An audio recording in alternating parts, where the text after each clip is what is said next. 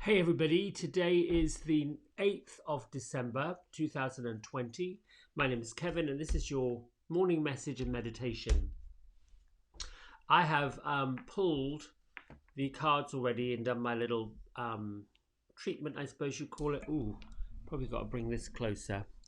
Had some lovely, wonderful feedback comments about the microphone, the sound of it. This is just a regular Samsung G-Track Pro, if anyone wants to know. It's a USB. I like things to be simple, which brings me to this wonderful message I got today as I was shuffling through the cards and um, coming up with what we're going to talk about. That coffee's good. Um, I found these cinnamon sticks at the big box wholesale store. Whole packet of them for like $5. What I've realized is if I snap a piece of it off and pop it in the bottom of the coffee pot and let the coffee drip down into it, it isn't like the powdered stuff you get at the coffee shop thing where you sprinkle. Oh, nothing wrong with that, but I don't know, just having a piece of that cinnamon bark or stick or whatever you call it marinating with the coffee gives it that bit of an edge. Anyway, I didn't come on here to talk about coffee, but I did pull some cards this morning in my infinite wisdom, and here they are: the Altar Priestess, and then Ease and Grace. And I do know what this, and the message is fantastic. I like where all this is going. Makes me now think, oh, now there is a plan. There is something going on. We are connected to something bigger. But I am going to read what the Angel Guide Oracle from Carl Gray says about ease and grace, because I always ask, do I want one card, two cards, and then one will pop out, as the Altar Priestess did. It talks about preparation, prayer, and a sacred ritual, which you're doing. We're all doing. We're all on a sacred ritual. So the message with the ease and grace, that little car. Whoops, I can't even point. There you go, right there. um, this is a time to learn and adapt. No kidding. You are being guided to slow down. Yes, it's the holidays. Take your time, take in the current moment. See those trees, see the decorations, see the lights, see all that has been presented to you. And allow space for events to occur. You often put too much pressure and expectation on yourself. Who doesn't do that? And this is not required. Also, with constant effort and rush, you'll find yourself becoming overwhelmed and tired. When you are too forceful, you use up too much energy, and that may hinder your progress at this time. If you are in a difficult situation at work or with other people, don't feel you have to prove your skills, talents, or worth. Step back, breathe, and through grace, you will be seen, understood, and recognized for who you truly are. Then there's an extended message that Kyle puts in his books. I should call him Mr. Gray because I don't know the man. You are being guided to flow like water. Don't feel the need to rush or force your way ahead. A gentle approach will be more rewarding. Have patience and move with subtlety and grace. Your angel guide is encouraging you to see life as a dance. One step at a time, you will make your way through this incredible journey, learning more and growing along the way. How can you move with more elegance? How can you slow down? How can you bring more grace and poise to your current situation? This is a time to soften, breathe, and move in a way that is steady but flowing. This information may come as a surprise or even a challenge to you, but your angels know it will be beneficial for what is coming your way next. So, how does this play into where the Altar Priestess says? Well, the Altar Priestess talks about asking the question, how can we see things as being sacred and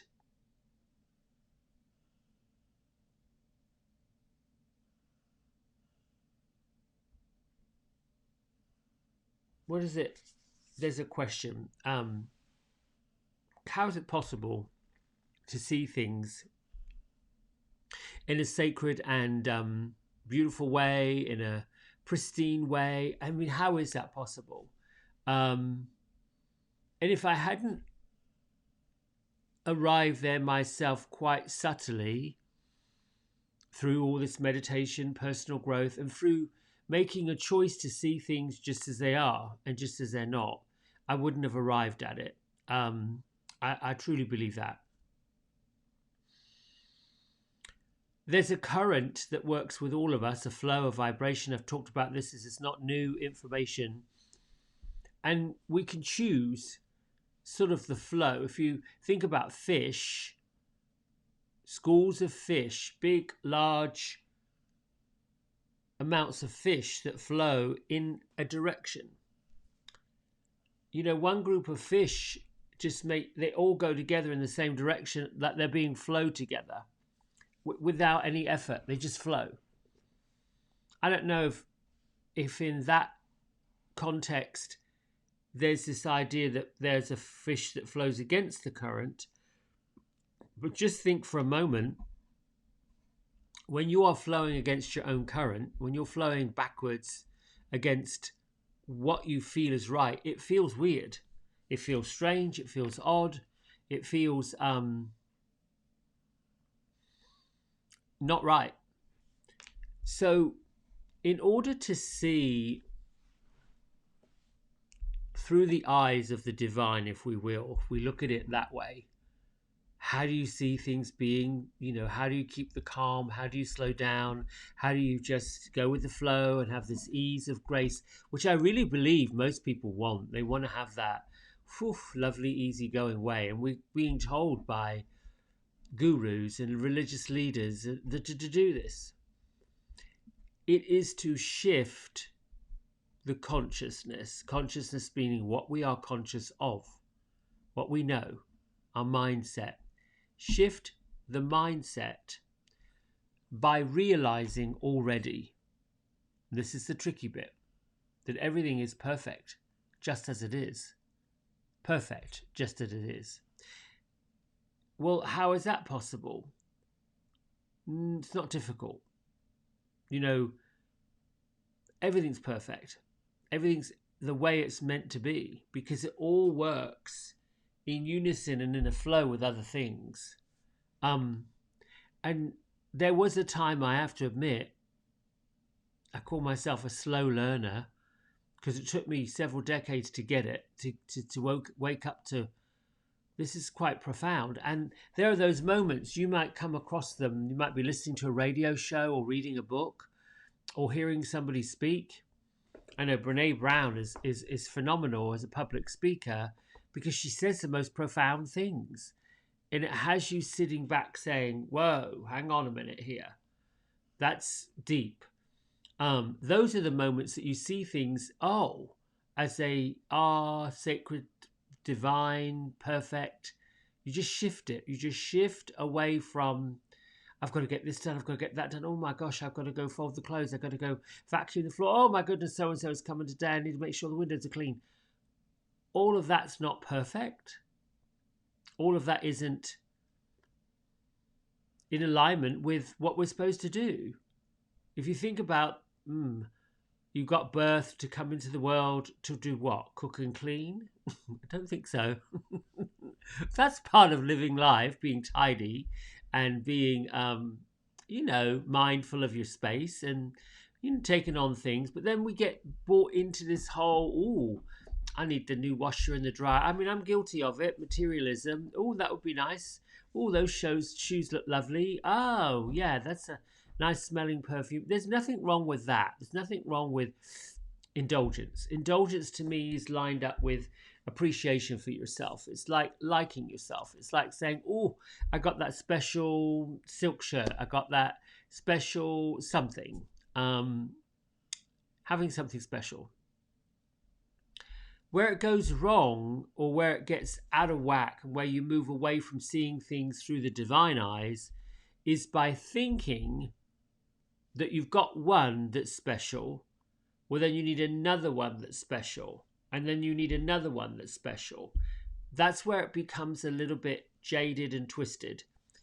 The other part of it is where, you know, that feeling when you see somebody who is celebrating something that is amazing, wonderful, a birthday, a wedding, a birth of a child, anything that is like, wow, they accomplished something huge, and they're excited to say and tell the world, look, this is what I got. I'm so grateful. And you know, we've all felt like, oh really, that's so lovely. Had those jaded thoughts. That's not really seeing things through the eyes of the divine. That's being a bit jaded. It's like, okay, well, you're special. Okay, go ahead with your lovely celebration of life. How great, thank you. Whatever that means. I'm using these as being a bit profound, I think. But that's really the thing. Celebrate the little small victories. The gratitude, like this week, I really truly am grateful. I put out a call on my Facebook, the salon, this Facebook thing, saying this is what I've got left for the week for appointments, and I want to see people. I want to have them sit in the chair and get their hair done and pretty them up and do the roots and make them feel good. And you know, looming over our heads, all of us, is this local news that the shutdown's coming and our local businesses are all going to be turfed out on the street. I don't know what that means. I'm just thinking, look, I'm still here. I survived. It's all good. And I'll continue to survive. That's what I want to share with the world. That's what I'm thinking, you know what? You can look out that window, and this is where seeing it through the eyes of the divine.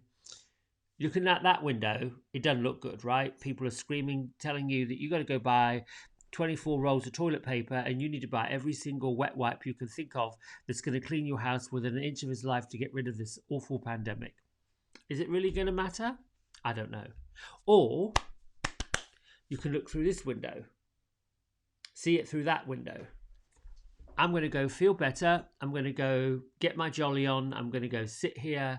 We'll look at a Christmas tree, have a nice cup of coffee somewhere, read a great book, hear a great story, go to the hairdresser, get my roots done, feel better about myself. Upbeat, upbeat, upbeat, just turn it around. If I do nothing else, when someone sits in my chair or comes on here and listens to this message, to shift the power of the consciousness and to move with ease and grace, there you go, ease and grace throughout the day, then I've done my job. And that's what this altar priestess says. Prepare your prayer. Meaning, state your case. What works for you? What is divine? What's sacred? Make the preparation for a better life. That's on you. You're in it. You're in the life. Your spirit's anchored. Your soul is anchored. You may as well do something with it. Get into some sacred rituals. Some people put up altars. You don't have to do that. And there's the other confusion piece. What I love and appreciate about doing this work, this personal growth work, is the access it's given me to the many, many different rituals on like a universal scale. What I think is amazing about this country that we live in is how many different ways there are to worship. Yes, there are labels. You can call them Catholic, Christian, Muslim, Yahweh, Jewish. I can go down the list of folks who worship Hindu, Buddha. And what that gave me access to was a sprinkle of each thing. Many years ago, I wanted to find out, well, what's the difference between them all? Oh, the people. That's it. And then you go even further and you see things as being perfect. Like if you think of every single person on the planet as being a piece of thread, right? Some pieces of thread are thicker than others. Some pieces of thread are finer than others. Some pieces of thread are bright and shiny. Some pieces of thread are a little more subtle and subdued. Some pieces of thread hold it all together, and some pieces of, I call it people, a thread, if I call it, do other things. Every single piece of thread makes up a fabric that is indelible. And if you think about all the different shades, colors, textures of thread and make them into people on the planet, in this country, there's this fabric that's being created. And it looks amazing. That is shifting consciousness to see the world as being perfect as it is, creating threads with the energy of every single person. I talk about the quote from Maya Angelou, if you don't like something, change it. That's on you.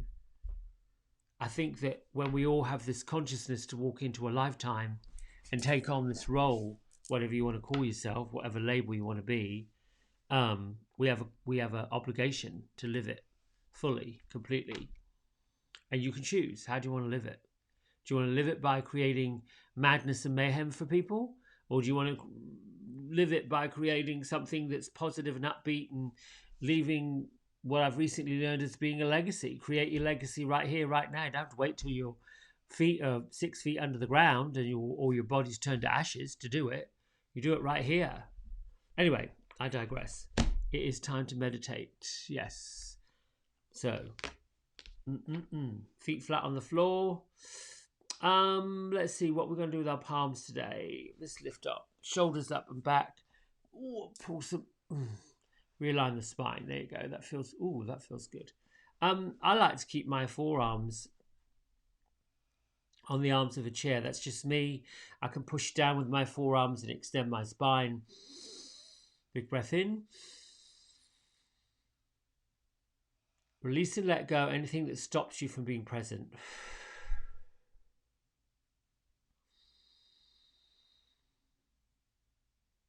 And focus on that breath. Perfectly understand there's a rhythm with your breath. Release out a little more than you take in.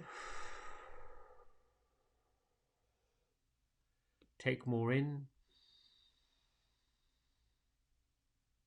Release out, let go.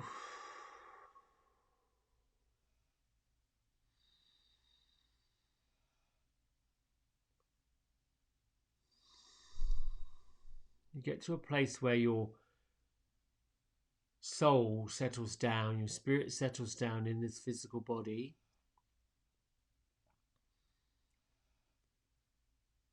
Know that it is normal and natural for the mind to wobble about, jump around. It's energy moving through your body.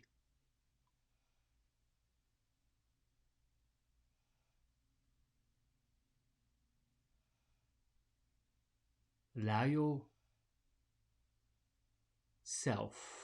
the part of you that joins with your body, to be greater and more powerful than the thoughts. Let the thoughts come and go.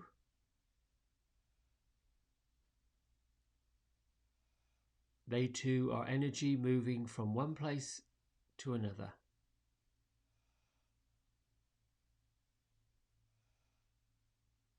Catch the thought, release it.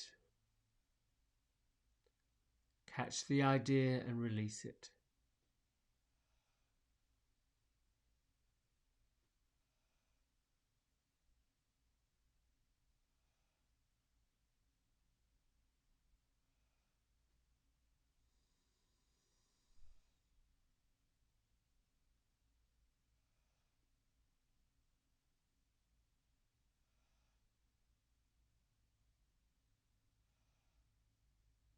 Bring your mind and your consciousness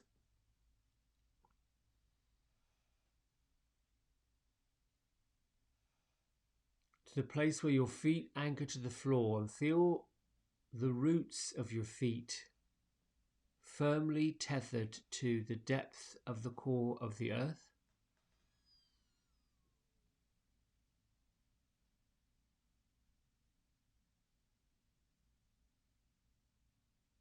Wherever you are with your mind and your thoughts, allow the strength of your roots to ground you here.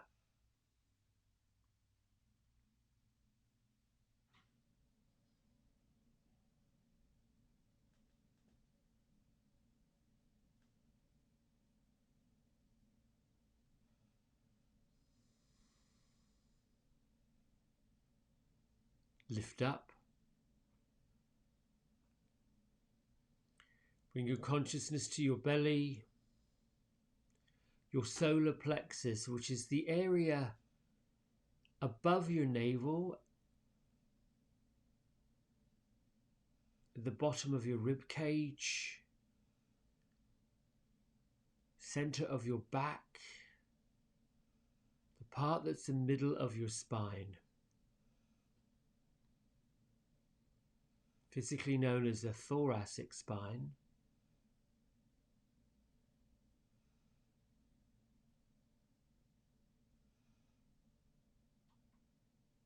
This sacred place that you have.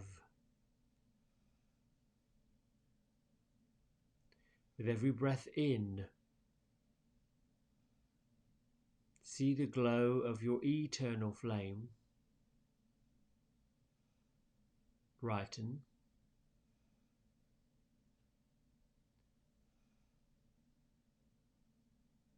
As you exhale, it slightly dims. Inhale, brightens back up a little more. Exhale, the light rests. Inhale, the pool of light grows beyond you. Exhale, takes a rest. And just like that, every inhale pulses the light brighter and wider. Every exhale, just let it rest. And with your breath and the rhythm of your breath, consciously pulsate.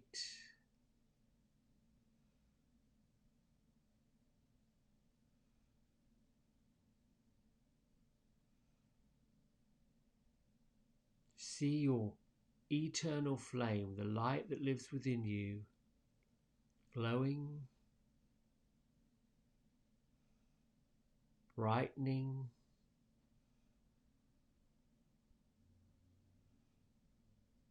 slightly dimming on the exhale, letting go of power, pulling in more power, and brightening up even more.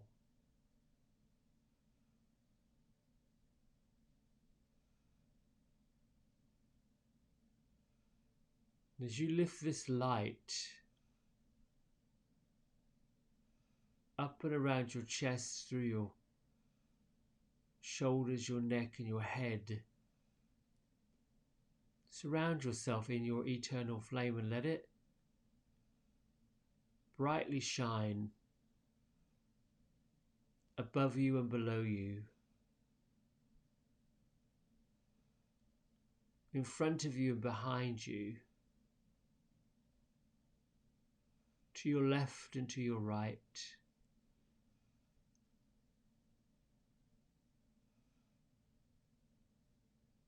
Become a sphere of light with no boundary.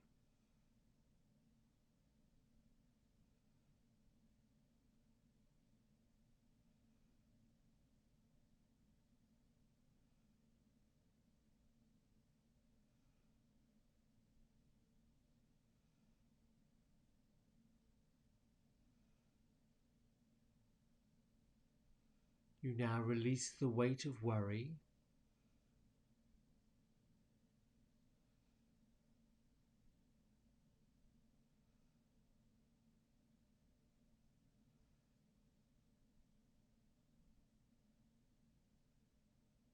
Lift the cloud of depression.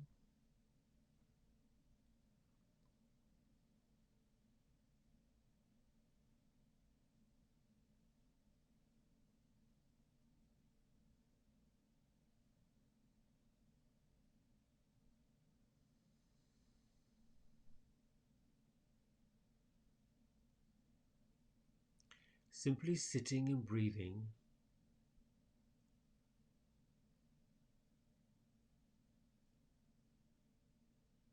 receiving and accepting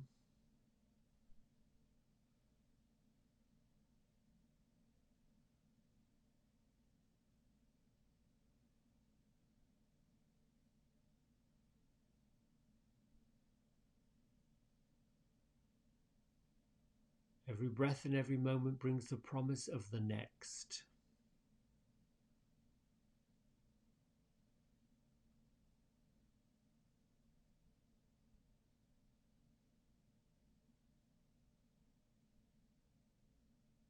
Every exhale and release brings the gratitude of growth.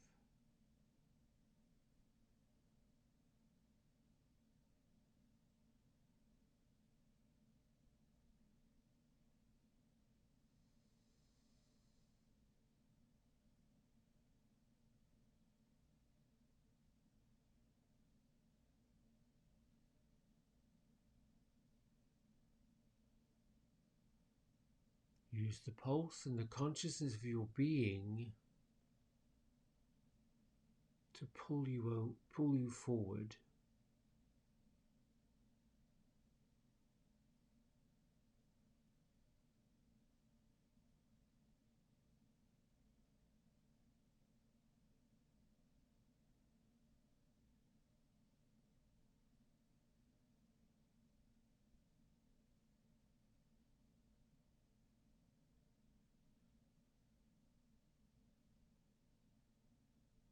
Know that the pace of your life, the space of what's happening in it,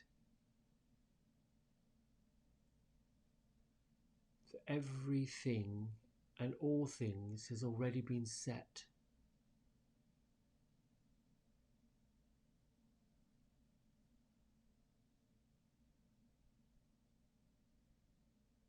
Be in the dance of everything occurring with perfect timing.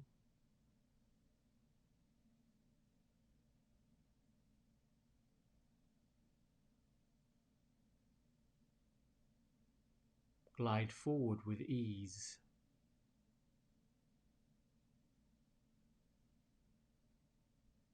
No need to hurry or rush.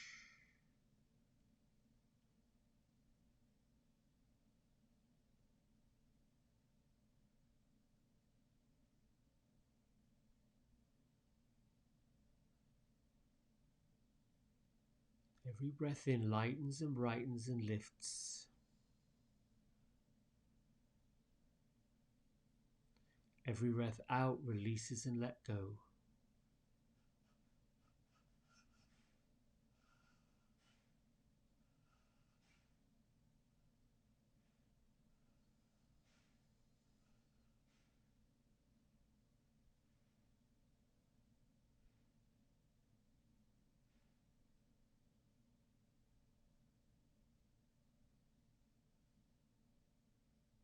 All visions, all experiences, all prayers,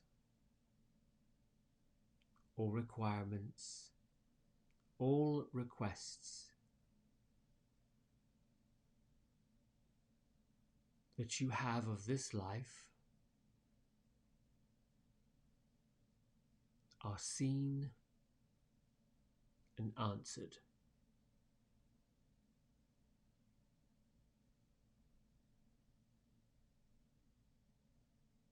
Breathe in the wisdom and knowledge of knowing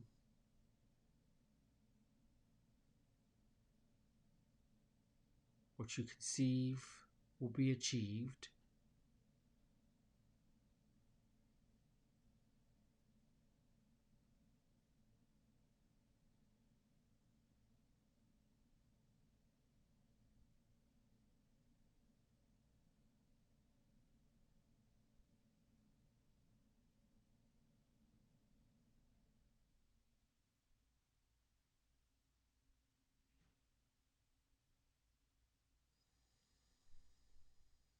Just continue gently breathing in and out.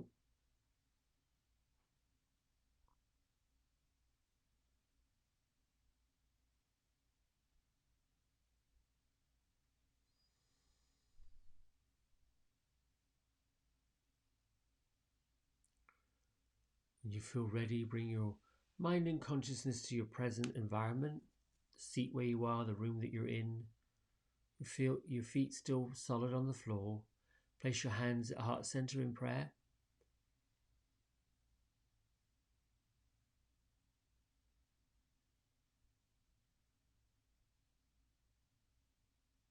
With the energy of ease and with grace,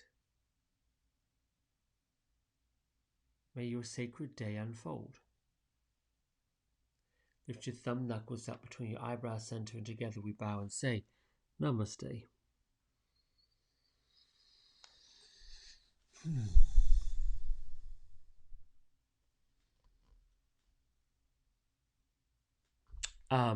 I learned something from doing that.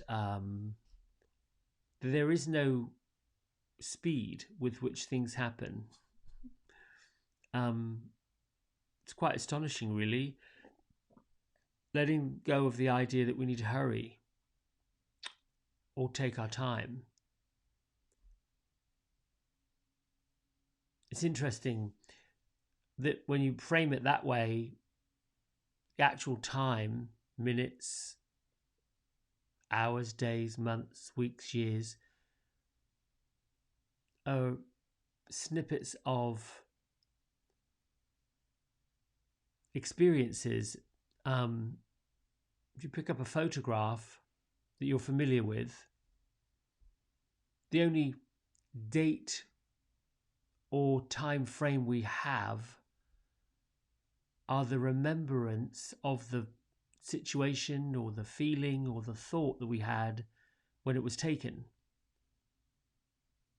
We don't recall the exact day, or maybe we do. I don't. The exact day, the exact time that the photo was snapped, taken, or frozen, unless it was significant.